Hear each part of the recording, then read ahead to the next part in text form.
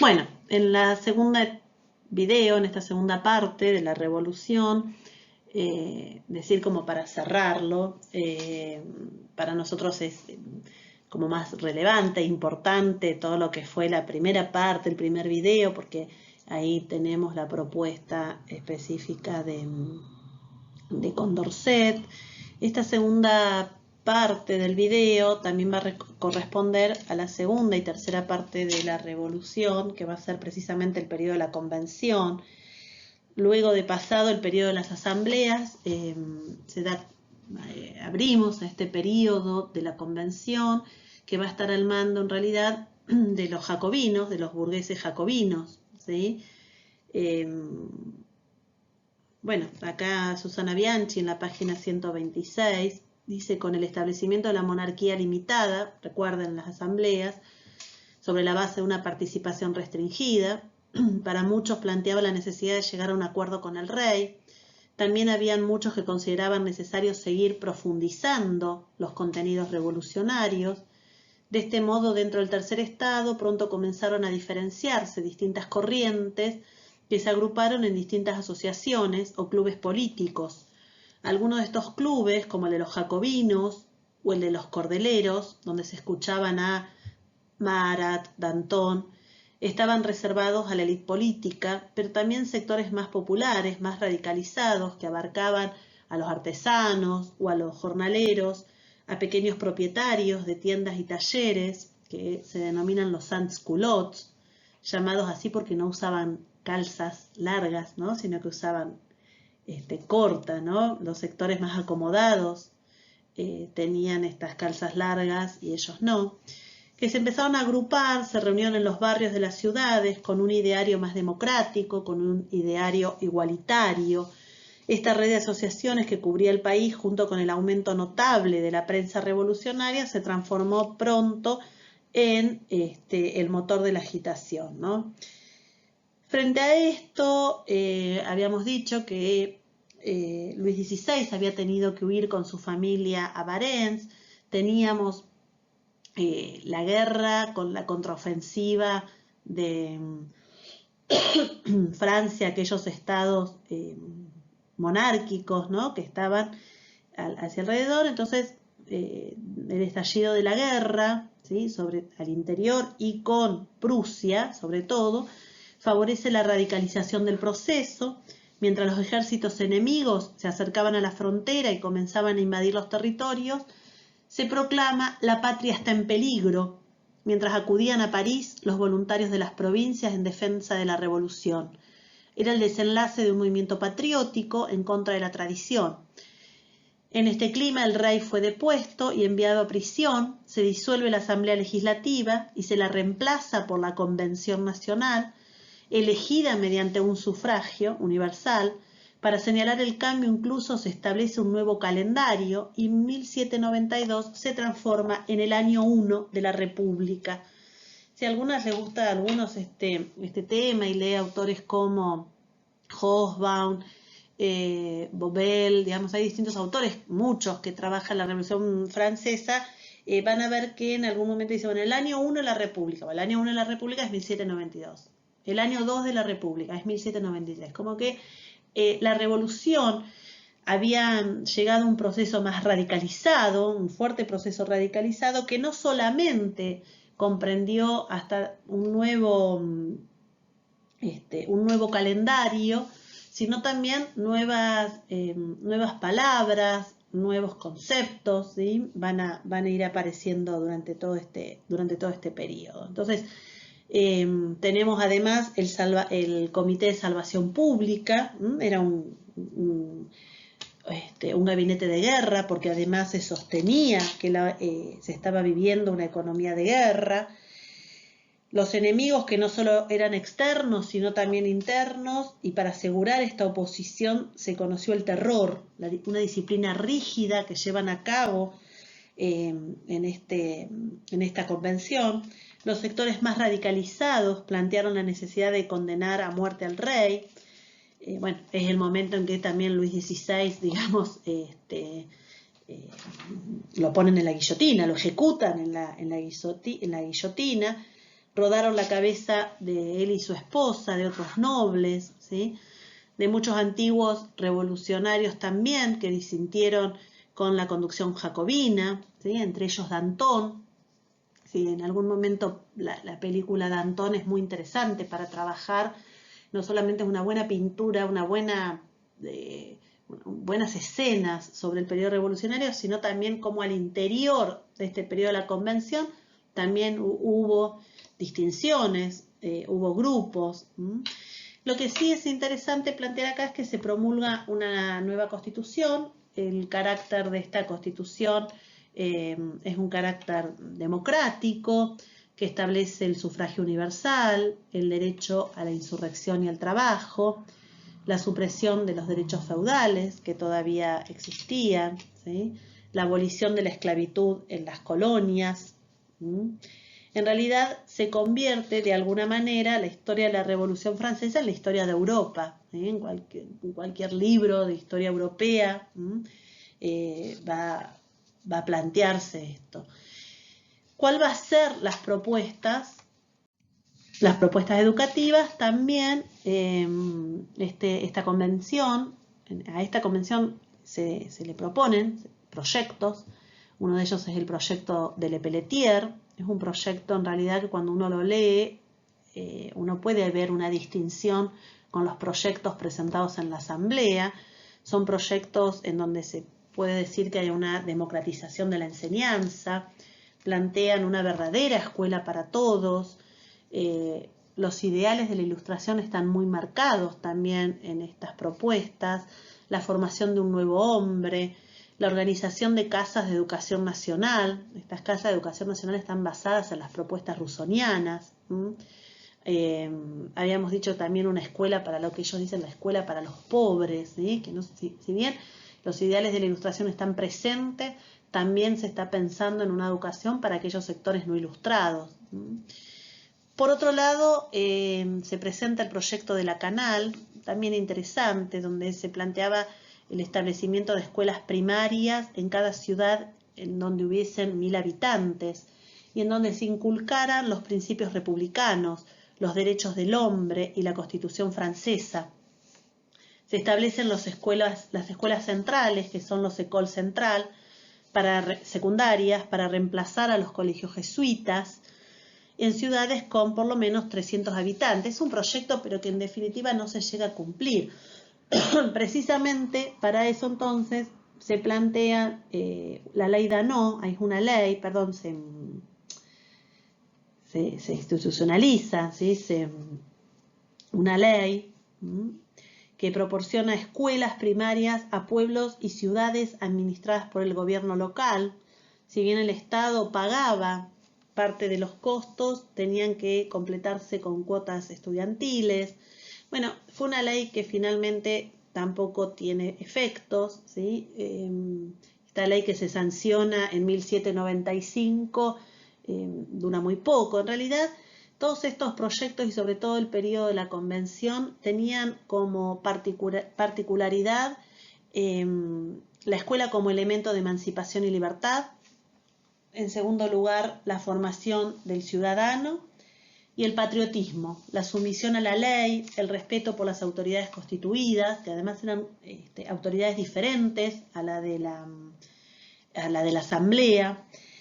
Y acá me van a permitir leer algo de Berthaud, un texto muy interesante que se llama El camino de la escuela revolucionaria, y también cómo fue difícil, ¿no?, poder llegar en estas escuelas realmente a lo que los revolucionarios franceses pretendían. Y voy a leer lo siguiente. Dice: los maestros recibían consejos por parte de la Convención, en el sentido de que ante todo están ahí para formar patriotas, pero cuando quieren luchar contra el fanatismo caen a veces en este fanatismo que tantas veces habían criticado.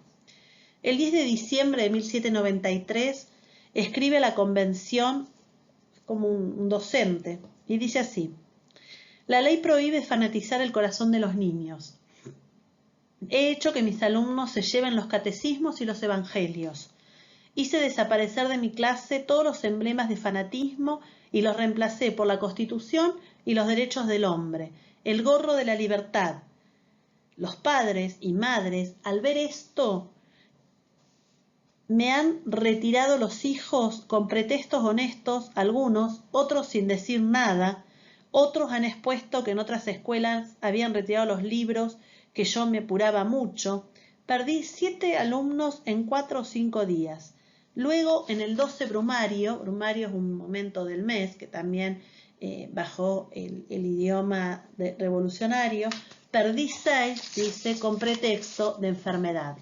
Esto es interesante porque cuando uno lo lee, se da cuenta que tampoco fue fácil, donde hubo conflictos, donde, insisto, hubo avances y retrocesos para poder impartir también esta educación revolucionaria, ¿no?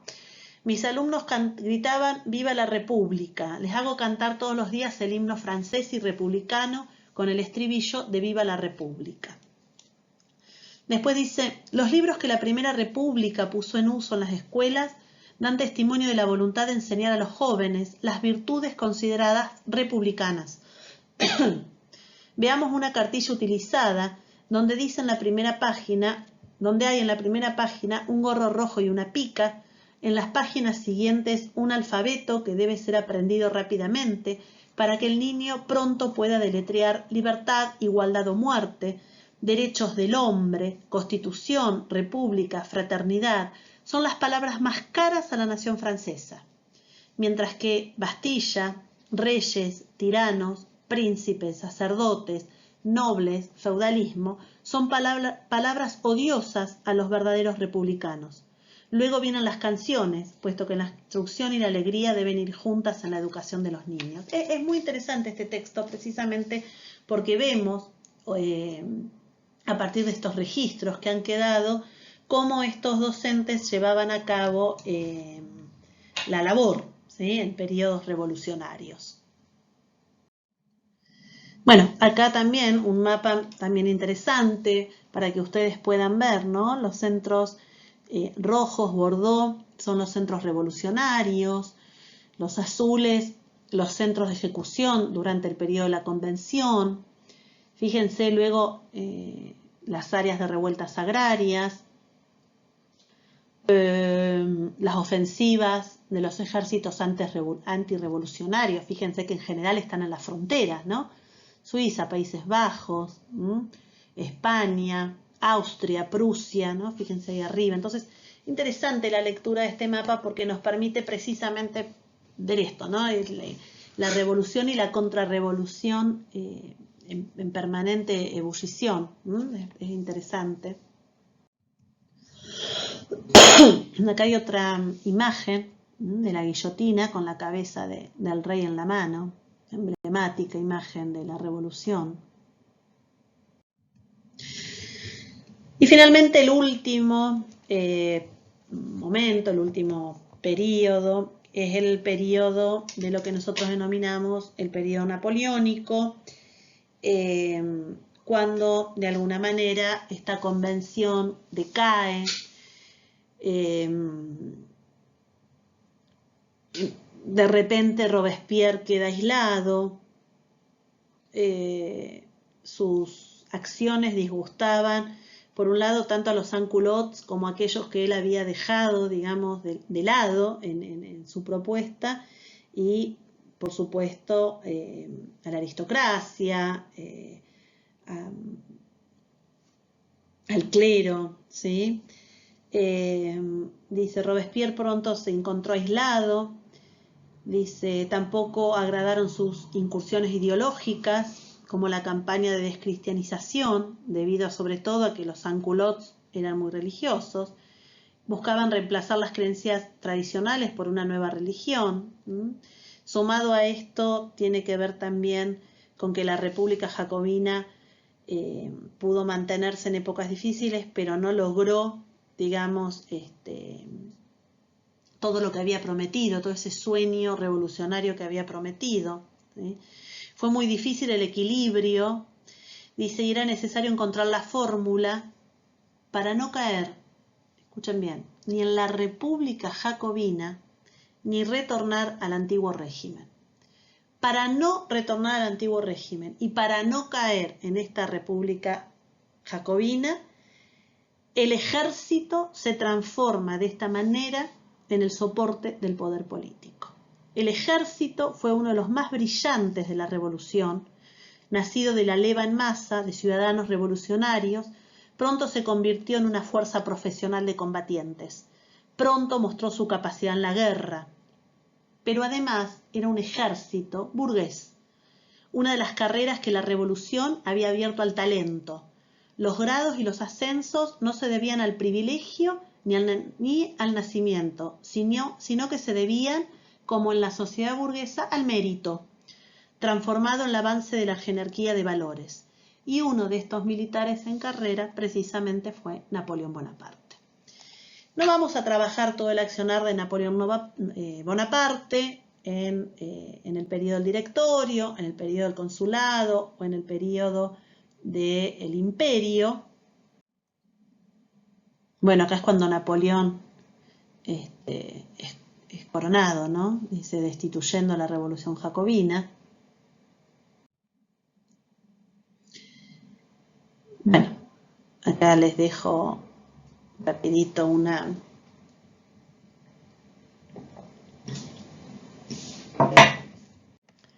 Bueno, acá en el consulado les decía, yo no voy a trabajar todos históricamente el paso de Napoleón por Francia, pero sí me voy a detener en 2 o 3 cuestiones. La primera cuestión tiene que ver con el concordato, ¿sí? Lo que quiere hacer Napoleón, digamos, en el momento, digamos, de que asumen el poder, que acuerdo con que Napoleón de alguna manera significa el fin de la agitación revolucionaria, restringe de alguna manera la participación popular, pero que también lo que hace es institucionalizar muchos de los logros de la revolución. Y uno de estos logros que tiene, y que sobre todo tienen que ver con terminar con los conflictos religiosos y contar con el apoyo del clero, es la firma del concordato.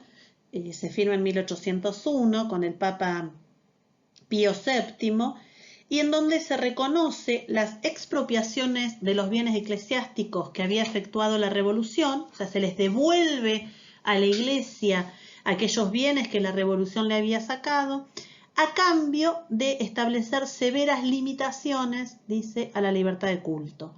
El Estado francés, por su parte, se reservaba el derecho de nombrar a los dignatarios eclesiásticos, pagarles un sueldo y exigirles un juramento de fidelidad. La Iglesia, digamos, el Estado le exigía a la Iglesia un juramento de fidelidad. En síntesis, la Iglesia francesa, continuando una larga tradición, quedaba subordinada al Estado, anulando de esa manera un potencial conflicto. Es interesante. Entonces, ¿qué hace el Estado? Le devuelve a la Iglesia estos bienes, y la Iglesia hacia el Estado, primero, queda subordinada, y en segundo lugar es el Estado francés el que va a nombrar a los eclesiásticos, ¿sí? Entonces, esto es para tenerlo en cuenta y va a ser importante como uno de los puntos fundamentales que quería resaltar de la propuesta de Napoleón. Lo segundo va a tener que ver con el código, ¿sí? El código napoleónico, redactado por importantes juristas, con la participación del propio Napoleón, ¿sí? Es escrito en 1804, se unifica la legislación, se institucionalizan de alguna manera los principios revolucionarios, como la anulación de los privilegios sociales, la igualdad de todos los hombres ante la ley. También establece en las regiones de los países ocupados de Francia hacia Europa, a partir de la Declaración de los Derechos del Hombre y del Ciudadano. Se reorganiza, ahí tendría que haber sido Banco Nacional y abajo, ¿no? En lo que respecta al Banco Nacional, se reorganiza la administración y las finanzas, creándose este Banco Nacional. Y lo más interesante, que para nosotros y va a ser importante, también para que nosotros tengámoslo en cuenta en la historia de la Universidad Argentina, cuando nosotros vieron, cuando nosotros vamos a ver que en la época de Rivadavia, en el periodo rivadaviano, se crea la Universidad de Buenos Aires. Y vamos a leer que la creación de la Universidad de Buenos Aires es a imagen y semejanza de la Universidad Napoleónica. Reorganiza la universidad y de alguna manera esta universidad va a quedar como responsable del resto de la instrucción. En este sentido, lo que nosotros decimos o nosotros trabajamos con el concepto de la Universidad Napoleónica. Esta Universidad Napoleónica, bueno, ahora voy a decir algo de la Universidad Napoleónica, me parece que en el próximo, ¿no? Pero acá quiero que vean nada más el mapa de la expansión, ¿no? del Imperio Napoleónico. La Universidad Napoleónica va a ser nombrada como la Universidad del Poder, en el sentido que la Universidad de Francia se transforma en una universidad imperial en 1806-1804, y esta denominada Universidad del Poder es porque centraliza en este sistema único y en la universidad, y centraliza el Estado el resto de la educación, ¿sí? El resto de los niveles educativos, el resto de las instituciones educativas quedan subsumidas al poder de la universidad, ¿sí? La que tiene poder como única centralización del Estado va a ser precisamente la universidad. Fíjense que la universidad certifica los títulos a cargo del Estado. En la universidad se llega a las clases, a las cátedras por concursos docentes. Acá está la concepción meritocrática de la educación, ¿sí? Meritocrática de la educación, precisamente porque uno accede a los puestos por el mérito. Esto es bien moderno, bien napoleónico, hoy sigue sucediendo esto. Se crean a partir de este periodo napoleónico museos, monumentos, la Biblioteca Nacional, que ya estaba desde 1795, pero que se afianza y se consolida. Y aquello que el gobierno revolucionario de alguna manera había arrojado como base es tomada por Napoleón y la reorganiza. Fíjense cómo, con la creación del Colegio de Francia, el Collège de France, el museo, el Conservatorio Nacional de Música, la Escuela Central de Obras Públicas, transformada en Politécnica, el Conservatorio de las Artes y Oficios, la Escuela Normal, la Escuela de Oficiales en Salud. Dice, a esta lista ya larga hay que añadir la creación del Museo del Louvre, el Museo de los Monumentos Franceses, destinados a luchar contra el vandalismo, las bibliotecas nacionales, los archivos nacionales, los cursos de lenguas vivas, para terminar coronando el Instituto de Francia, dividido en 3 clases: ciencias físicas y matemáticas, ciencias morales y políticas, literatura y bellas artes. Esto es bien interesante porque además la Universidad Napoleónica, la Universidad del Poder, ¿a quién responde? Precisamente al Estado. Por eso mismo, ¿cuáles van a ser las carreras que se dictan en esta Universidad Napoleónica? Las que les sirven a este Estado. ¿Cuáles son las carreras que sirven a este Estado? En primer lugar, la medicina, ¿sí? El médico cirujano. Hasta hace poco tiempo el título de médico era cirujano. Necesitábamos médicos cirujanos, medicina, para atender en la guerra. En segundo lugar, los juristas, que tenían que ver con las leyes. Y en tercer lugar, la ingeniería, tanto la ingeniería militar como la ingeniería civil. Una vez pasada la revolución, había que reconstruir las ciudades, y qué mejor que estos ingenieros civiles para reconstruir caminos, puentes, ¿sí? Entonces era una universidad al servicio del Estado. Era el Estado quien centralizaba a través de la universidad los estudios. El docente entraba a sus cátedras a partir de los concursos, a partir de los méritos que probaba que tenía, ¿sí? Y se convertía rápidamente en un funcionario de este Estado, ¿sí? Esta concepción de universidad es la concepción que nosotros vamos a traer a partir del siglo XVIII, ¿sí? Después de la creación de la Universidad de Córdoba, para trabajar y pensar la organización de la UBA, ¿no? De la Universidad de Buenos Aires. Finalmente decir que Napoleón cae en la batalla de Leipzig, donde las fuerzas aliadas de Prusia, Austria y Suecia se oponen y derrotan a Napoleón. Una vez derrotado Napoleón, quien asume el poder en Francia va a ser nuevamente la monarquía borbónica, los Borbones. Hay una restauración de la monarquía. Al poco tiempo, ¿no? Cuando meses podríamos decir, no llega creo que al año, Napoleón toma nuevamente París,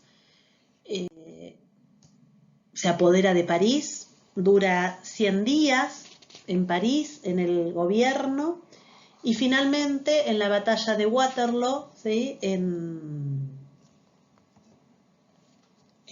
la batalla de Waterloo, estaba pensando que ustedes lo van a tener para trabajar a esto en la página 129, 130, 31, 33, ¿sí? Van a poder trabajar todo el periodo de Napoleón, ¿sí? En Susana Bianchi, ¿no? Dice: la ocupación de Francia por los aliados permitió la restauración de los Borbones en el trono de Francia, pero ante la situación generada por la ocupación, las intenciones de Luis XVIII de retomar al antiguo régimen permiten que internamente se organice un movimiento favorable a Napoleón. De este modo, evadido por la custodia, Napoleón se apodera de París, como les decía, se mantiene en París solamente 100 días, para luego, dice, en la batalla de Waterloo, fue totalmente derrotado por el ejército inglés. El 18 de junio de 1815, Napoleón abdica, fue confinado en la lejana isla de Santa Elena, donde pasa sus últimos años y donde entra nuevamente en Francia el denominado período de la Restauración. Es una vuelta al antiguo régimen, es una vuelta a la monarquía.